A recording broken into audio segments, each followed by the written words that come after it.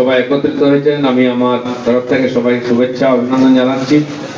মঞ্চে আমার সঙ্গে আমার সাথী দুই বিধায়ক মাননীয় প্রদীপ দা এবং বিমান দা উপস্থিত আছেন, মাননীয় বিডিও এবং আমাদের ডিপার্টমেন্টের ডিও ঋষিকেশ বাবু, অন্যান্য অফিসাররা উপস্থিত আছেন, স্থানীয় সুধী নাগরিকরা, সবাইকে ধন্যবাদ জানাই।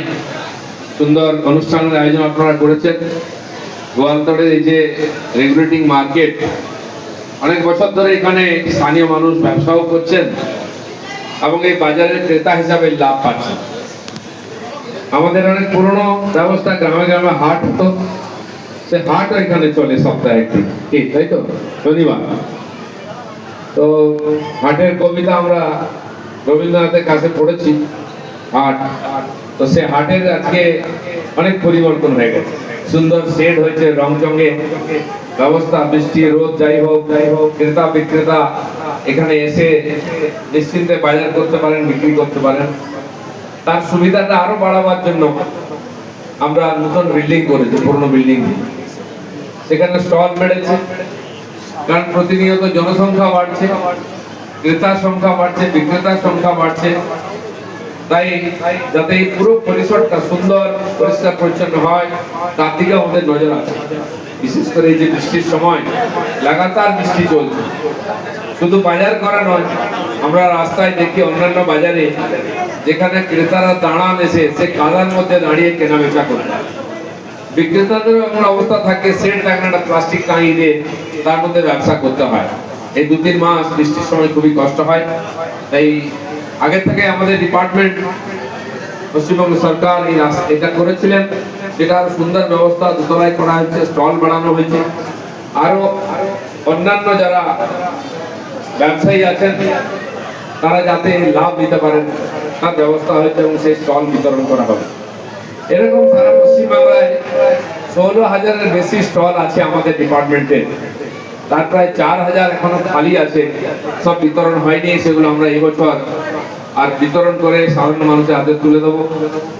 বিশেষ করে যারা যুবকরা, বহু যুবক, প্রায় 40-45 লক্ষ যুবক বাংলা ছেড়ে অন্য রাজ্যে গিয়ে চাকরি বাকরি করছেন পরিবার ছেড়ে।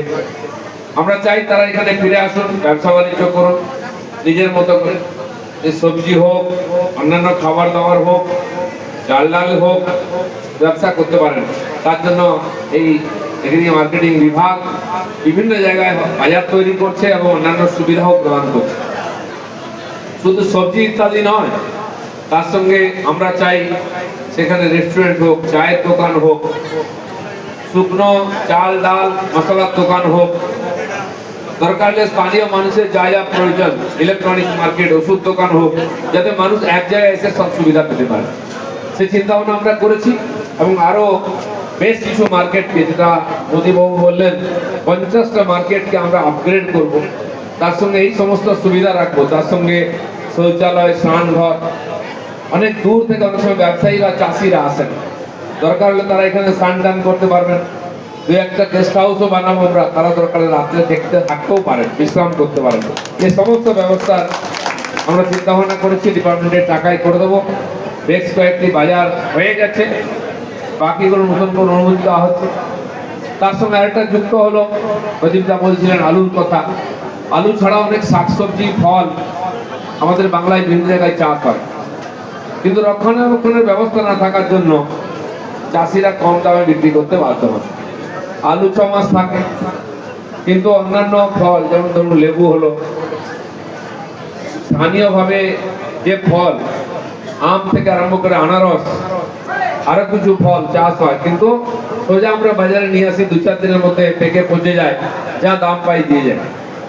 সেগুলো যদি রাখার ব্যবস্থা হয় 1-2 মাস, যখন ক্রাইসিস হয়, সিজন শেষ হয়ে যায়, যেমন আম প্রায়